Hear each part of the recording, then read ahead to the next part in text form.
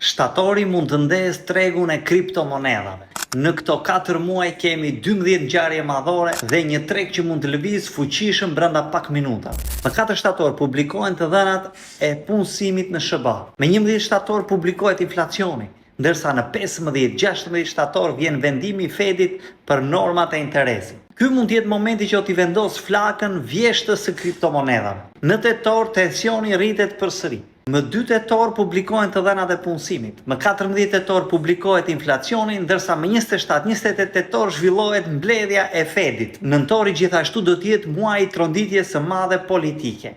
Më 3 nëntor zhvillohen zgjedhjet e ndërmjetme në SBA.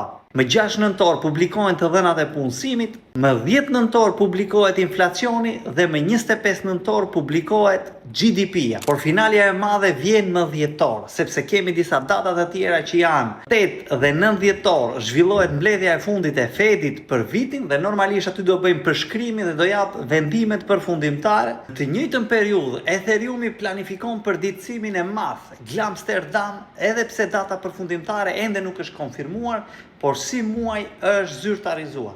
Këto ngjarje nuk garantojnë ndonjë rritje apo rënje, por mund të krijojnë luhatje të forta dhe momente vendimtare për tregun.